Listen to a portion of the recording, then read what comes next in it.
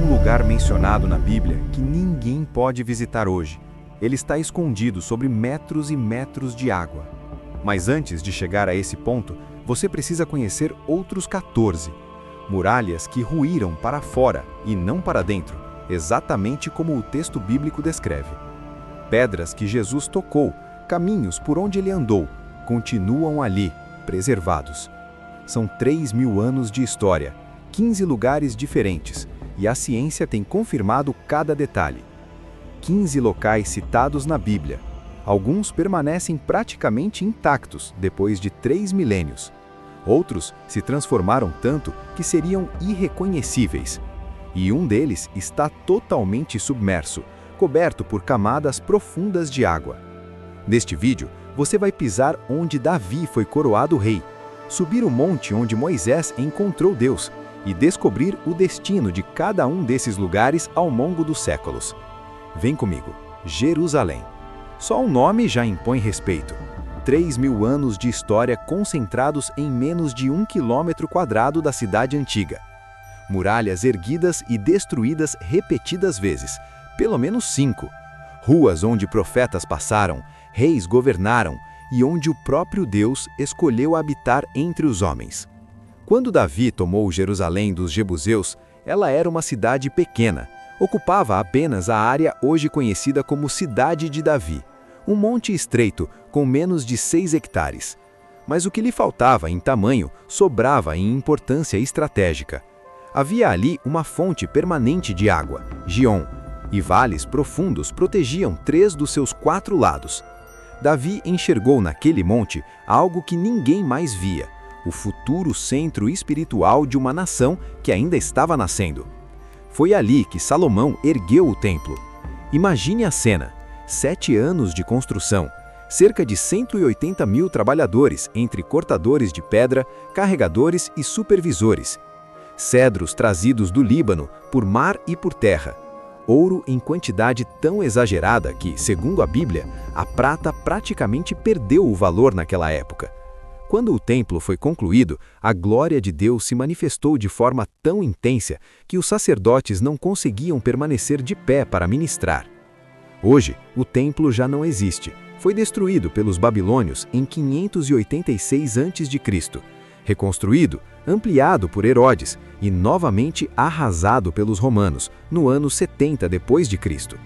Mas o Muro das Lamentações, o único trecho remanescente da plataforma do segundo templo, ainda está lá. 19 metros de altura, com pedras que pesam entre 2 e 600 toneladas cada. Todos os dias, milhares de pessoas colocam pequenos papéis com orações nas frestas entre as pedras. O detalhe mais impressionante: escavações arqueológicas revelaram ruas e degraus exatamente no mesmo nível em que Jesus caminhou há 2.000 anos. Você anda literalmente onde ele andou, toca pedras que ele pode ter tocado e percebe que Jerusalém não é apenas passado, é história viva. Agora, siga comigo 8 quilômetros ao sul, até Belém, a cidade onde o céu tocou a terra da forma mais improvável. Nos tempos de Jesus, Belém era irrelevante, uma pequena vila de pastores com talvez 300 habitantes. Tão insignificante que o profeta Miqueias a descreveu como pequena demais para figurar entre as cidades de Judá. Ainda assim, foi ali que Deus escolheu nascer como homem, não em Jerusalém, o centro religioso, nem em Roma, o símbolo do poder, mas numa aldeia simples, numa gruta usada como estábulo entre feno e animais. Hoje, no local onde a tradição afirma que Jesus nasceu, está a Basílica da Natividade, uma das igrejas mais antigas em funcionamento contínuo, construída por ordem de Helena, mãe do imperador Constantino, no ano 339 d.C.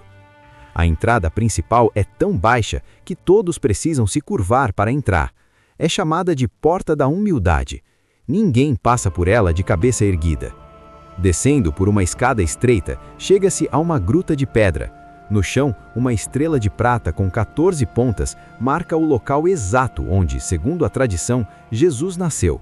As 14 pontas simbolizam as 14 gerações de Abraão a Davi, as 14 de Davi até o exílio e as 14 do exílio até Cristo. A estrela está desgastada pelo toque de milhões de peregrinos ao longo dos séculos. Alguns se ajoelham, outros choram, muitos permanecem em silêncio absoluto. Mas Belém também expõe um contraste doloroso. Para chegar até lá, saindo de Jerusalém, é preciso passar por um muro de concreto de 8 metros de altura, a barreira que separa Israel da Cisjordânia. A cidade que testemunhou o nascimento do Príncipe da Paz ainda vive cercada por divisões, tensões e conflitos que parecem não ter fim. É impossível caminhar por suas ruas estreitas sem refletir sobre isso. Sobe agora comigo para o norte, bem para o norte, para o lugar onde Jesus passou a maior parte do seu ministério público, o Mar da Galileia. Apesar do nome, não é mar, é um lago de água doce, 21 quilômetros de comprimento, 13 de largura, 43 metros de profundidade máxima, alimentado pelo Rio Jordão e cercado de colinas que criam um microclima único. Tempestades se formam do nada ali. O vento desce pelas montanhas, bate na superfície da água e transforma o lago calmo em caos em questão de minutos. Foi exatamente numa dessas tempestades que Jesus dormia na polpa de um barco enquanto os discípulos entravam em pânico. Pescadores experientes, gente que conhecia aquele lago desde criança, gritando que iam morrer. E Jesus acordou, olhou para o vento e para o mar e disse uma única frase: "Cala-te, aquieta-te." O vento parou, a água ficou lisa como vidro e os discípulos se perguntaram: quem é esse que até o vento e o mar obedecem? Hoje você pode navegar pelo mesmo lago em barcos de madeira construídos no estilo do primeiro século. A vista é quase idêntica ao que os discípulos viam: colinas verdes, água azul profundo, pescadores lançando redes. Em 1986, uma seca severa baixou o nível do lago e revelou algo extraordinário. Uma barca de madeira de 2000 anos preservada no lodo, provavelmente da época de Jesus. Hoje está num museu em Ginosar, a poucos quilômetros dali. Uma cápsula do tempo, flutuante. Mas agora me acompanha para um lugar completamente diferente. Sai da água, sai do verde, entra no deserto. Monte Sinai, o lugar onde Deus falou face a face com Moisés. A localização exata é debatida até hoje. A tradição cristã aponta para o Jebel Musa, uma montanha de 2.285 metros na península do Sinai, no Egito. Alguns estudiosos acreditam que o verdadeiro Sinai está na Arábia Saudita, baseados em descrições geográficas do texto bíblico. Mas seja onde for, o que aconteceu ali mudou a história da humanidade para sempre. Imagina a cena descrita em Êxodo, quando a montanha inteira tremendo. Fogo no topo, fumaça subindo como de uma fornalha, som de trompeta ficando cada vez mais alto, e o povo de Israel, 3 milhões de pessoas acampados na base, apavorados, pedindo para Moisés subir sozinho, porque tinham medo de morrer se ouvissem a voz de Deus diretamente. Moisés subiu, ficou 40 dias e desceu com 2 tábuas de pedra escritas pelo próprio dedo de Deus. Hoje, peregrinos sobem o Jebel Musa de madrugada.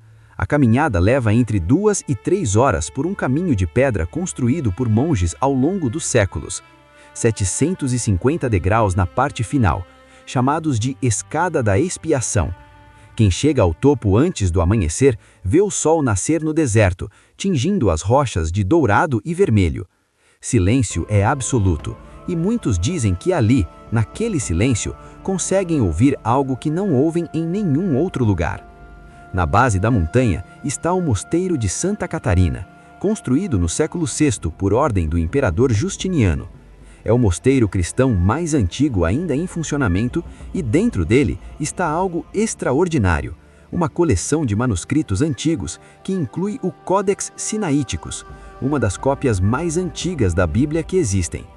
Agora desce comigo da montanha e vai para o ponto mais baixo da terra, literalmente o Mar Morto, 430 metros abaixo do nível do mar, o ponto mais baixo da superfície terrestre, um lago tão salgado, quase 10 vezes mais que o oceano, que nenhum peixe, nenhuma planta aquática, nenhuma forma de vida complexa sobrevive ali.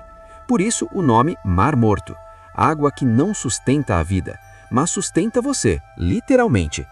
A concentração de sal é tão alta que o corpo humano flutua sem nenhum esforço. Você deita na água e ela te empurra para cima. É impossível enfundar. Turistas vão lá tirar fotos lendo o jornal enquanto flutuam. Mas poucos pensam na história brutal que aconteceu ali perto. Foi nas proximidades do Mar Morto que ficavam Sodoma e Gomorra, cidades tão corrompidas que Deus decidiu destruí-las com fogo e enxofre do céu. Abraão negociou com Deus. Se houvesse 50 justos, Deus pouparia. 45 pouparia. 40, 30, 20, 10. Deus acordou com 10, mas não havia nem 10. A destruição veio. Hoje, arqueólogos e geólogos exploram a região buscando evidências. Em 2021, um estudo publicado na revista Scientific Reports analisou um sítio chamado Tel El-Haman, na Jordânia, perto do Mar Morto. Os pesquisadores encontraram. Há cerca de 3.600 anos, algo devastador aconteceu. Cerâmica derretida, tijolos vitrificados, sinais de uma destruição súbita e extrema. A ciência ainda tenta explicar. A Bíblia já havia registrado. E, falando em destruição, vem comigo até Jericó, a cidade que disputa o título de cidade mais antiga do mundo habitada continuamente. São mais de 10.000 anos de presença humana comprovada. Quando Josué chegou ali com o povo de Israel, após 40 anos vagando pelo deserto, encontrou uma verdadeira fortaleza, muralhas duplas de tijolos de barro, torres de vigilância, portões reforçados.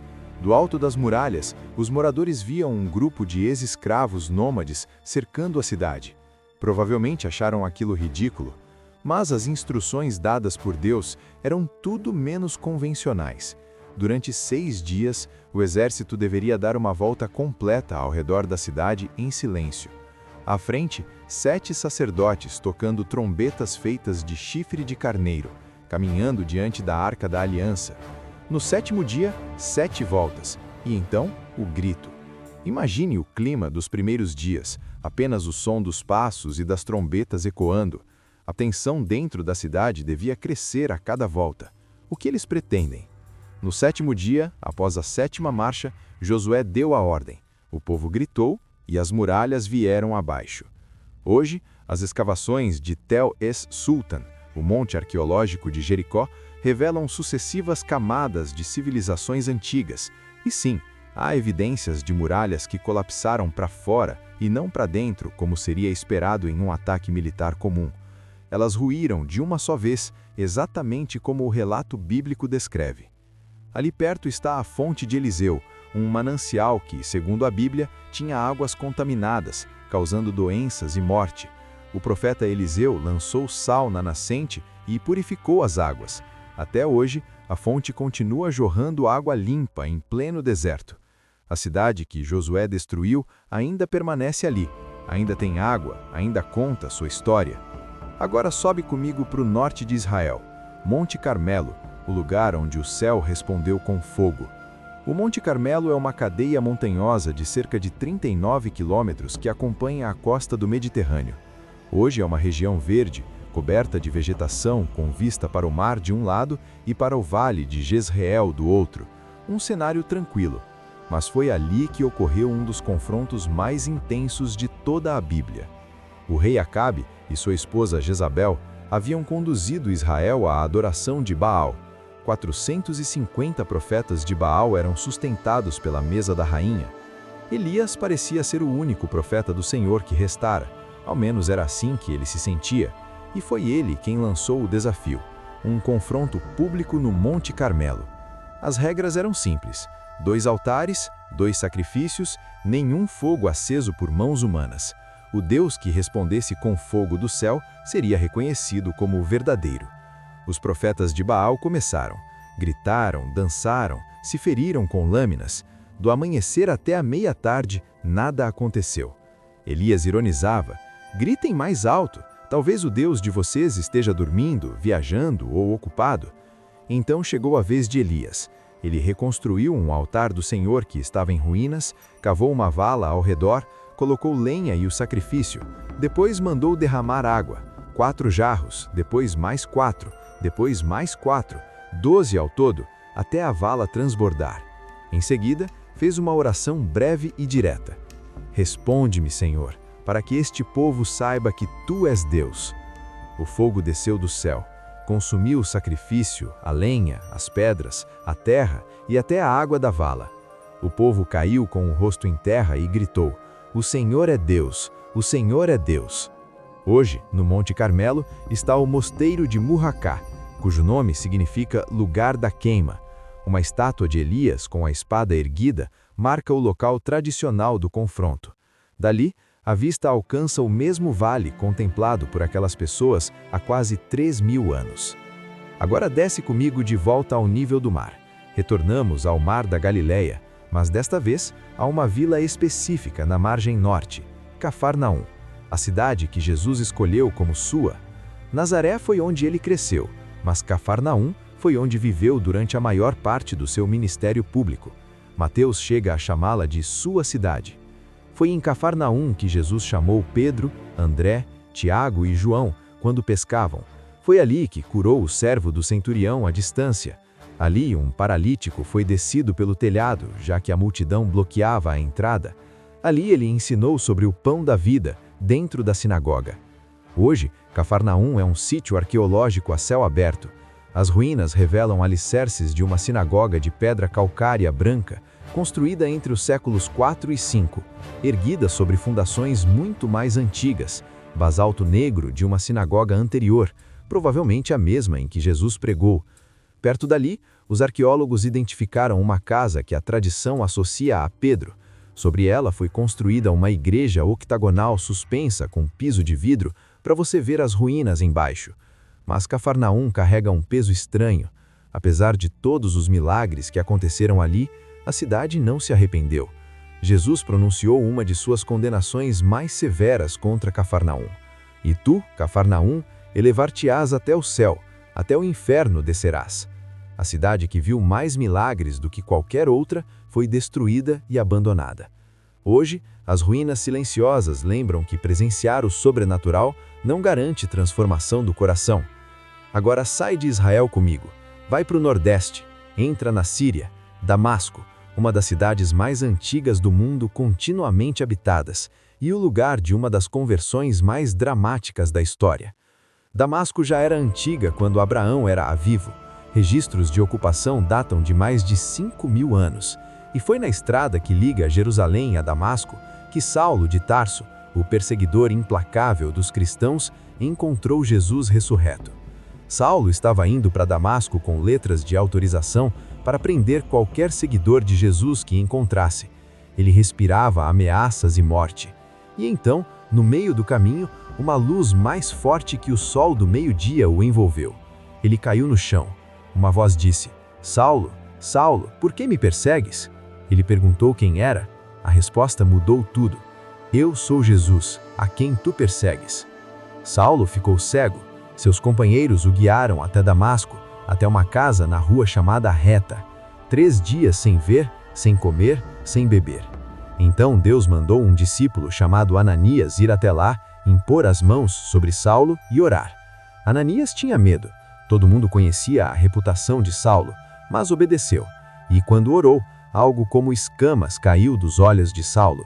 Ele recuperou a visão, foi batizado e se tornou Paulo, o apóstolo que escreveria quase metade do Novo Testamento. Hoje, a Rua Reta ainda existe no centro histórico de Damasco, 1,5 km de extensão, cortando a cidade velha, mercados coloridos, cheiro de especiarias e café, comerciantes gritando ofertas, e em algum ponto daquela rua, há quase 2.000 anos, um assassino se tornou apóstolo. Volta comigo para Israel, Nazaré, o lugar onde tudo começou. Na época de Jesus, Nazaré era tão insignificante que nem aparecia nas listas de cidades da região. Quando Filipe contou a Natanael que tinham encontrado o Messias e que era de Nazaré, Natanael respondeu com escárnio: Pode vir alguma coisa boa de Nazaré? Era tipo perguntar se pode sair um gênio de um vilarejo perdido no interior. Mas foi ali que o anjo Gabriel apareceu a uma adolescente chamada Maria e anunciou que ela seria mãe do Salvador. Foi ali que Jesus cresceu, brincou nas ruas de terra, aprendeu carpintaria com José, frequentou a sinagoga local E foi ali, na sinagoga de sua própria cidade, que ele se levantou para ler Isaías, anunciou que a profecia se cumpria nele e quase foi jogado de um precipício pelos seus vizinhos furiosos. Hoje, Nazaré é a maior cidade árabe de Israel, mais de 75 mil habitantes, e no centro dela se ergue a Basílica da Anunciação, a maior igreja do Oriente Médio. Foi construída sobre o local tradicional da Casa de Maria.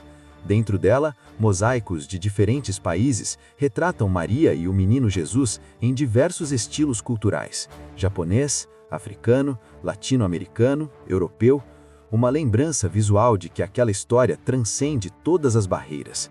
Perto dali, existe uma reconstrução chamada Aldeia de Nazaré, um museu vivo que recria a vida no primeiro século.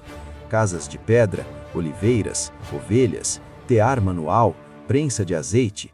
Caminhar ali é imaginar Jesus criança, correndo pelas vielas, ajudando José na oficina, observando o mundo que um dia ele morreria para salvar. Agora atravessa o Mediterrâneo comigo, vai para a Turquia, Éfeso, uma das cidades mais importantes do Novo Testamento e uma das ruínas mais impressionantes do mundo antigo. Éfeso era um centro comercial, religioso e cultural do Império Romano, mais de 250 mil pessoas, um templo dedicado à deusa Ártemis, que era uma das 7 maravilhas do mundo antigo, um teatro com capacidade para 25 mil espectadores, ruas pavimentadas de mármore, bibliotecas, banhos públicos, aquedutos. Foi para a igreja de Éfeso que Paulo escreveu uma de suas cartas mais profundas sobre a armadura de Deus, sobre casamento, sobre andar na luz. Paulo passou mais de 2 anos ali ensinando diariamente e provocou uma revolta quando sua pregação começou a afetar o comércio de ídolos de prata da deusa Ártemis. Os ourives da cidade arrastaram os companheiros de Paulo para o teatro e gritaram por 2 horas: "Grande é a Ártemis dos Efésios." Hoje você pode andar pelas mesmas ruas que Paulo andou. A biblioteca de Celso, com sua fachada de 2 andares quase intacta, é um dos monumentos mais fotografados do mundo. O teatro onde aconteceu a revolta ainda está lá, ainda é usado para apresentações. E quando você senta naquelas arquibancadas de pedra, imagina 25 mil vozes gritando contra o Evangelho, e se lembra que o Evangelho sobreviveu e os templos de Ártemis não. O livro do Apocalipse também menciona Éfeso. Jesus elogia a igreja pela perseverança, pela ortodoxia, pela rejeição de falsos apóstolos, mas faz uma acusação grave: "Tenho contra ti que abandonaste o primeiro amor." Doutrina certa, coração frio, um aviso que ecoa até hoje.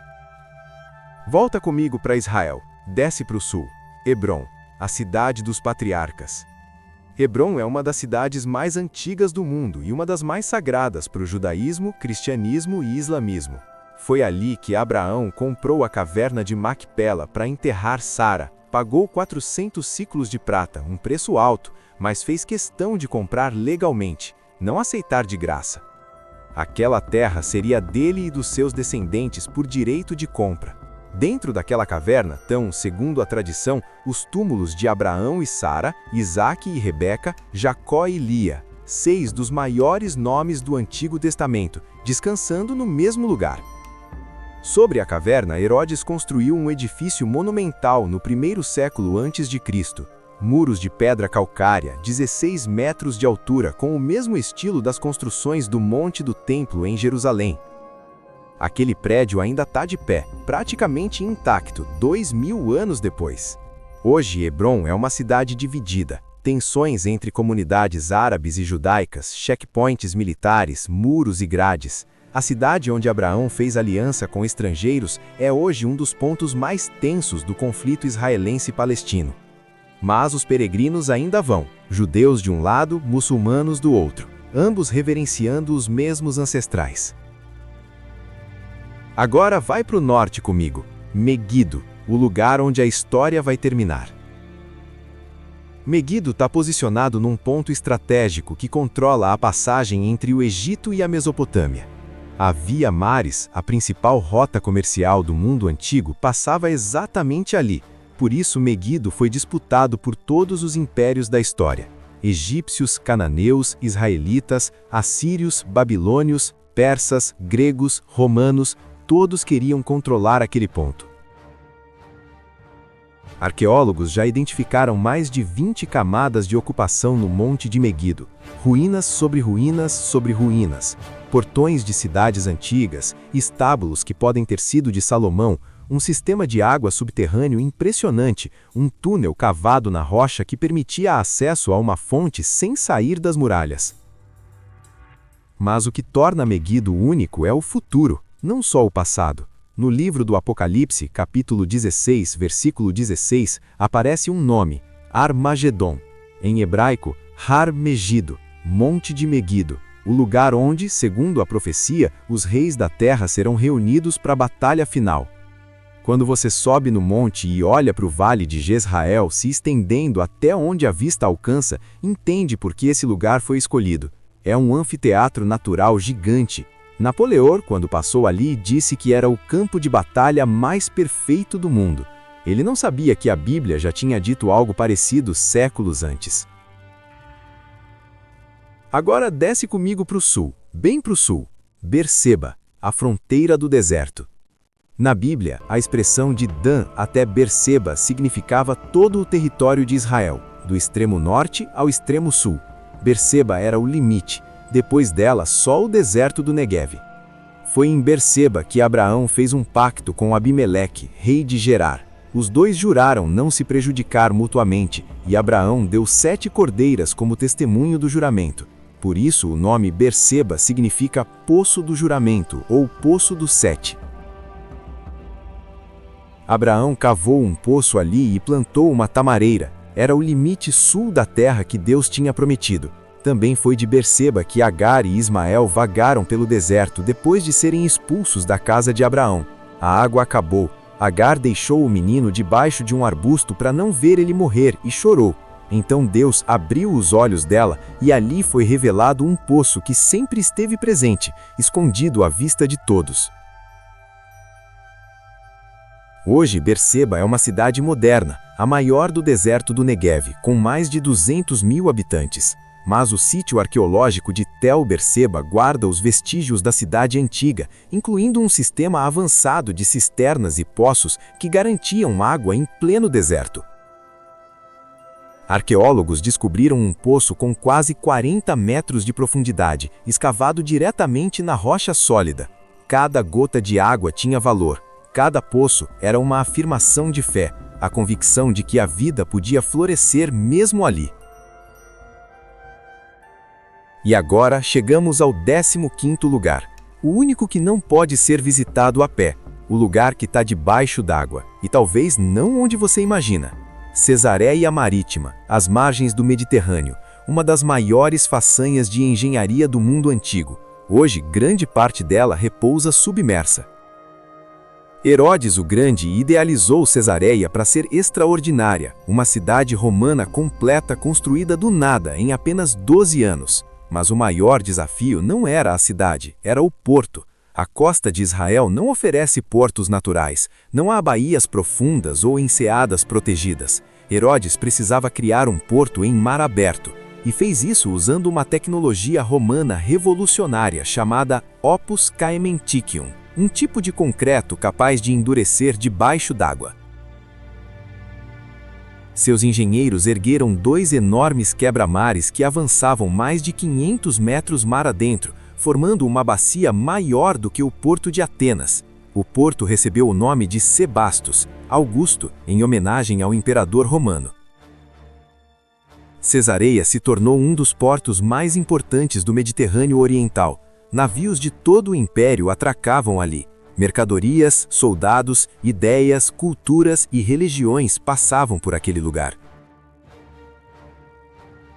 Foi ali que Pedro anunciou o evangelho ao centurião Cornélio, o primeiro gentil convertido. Foi ali que Paulo permaneceu preso por 2 anos antes de ser enviado a Roma. Foi ali que Pôncio Pilatos mantinha sua residência oficial. Uma inscrição encontrada nas escavações confirma seu nome: Pôncio Pilatos, prefeito da Judéia.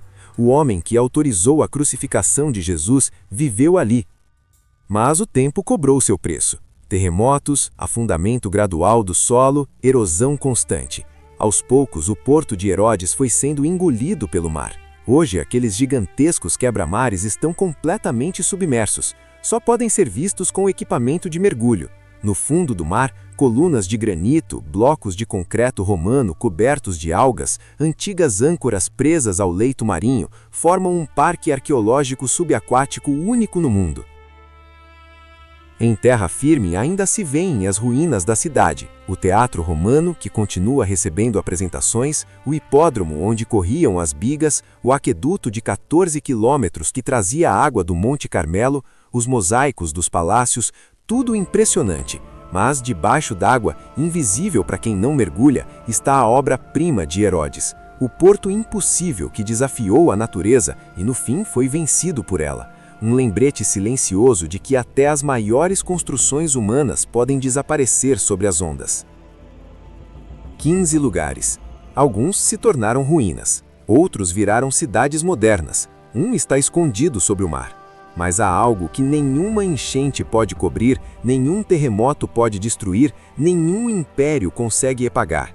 As pedras se desgastam, templos caem, nações surgem e desaparecem, mas as histórias que aconteceram nesses lugares continuam transformando vidas 3.000 anos depois.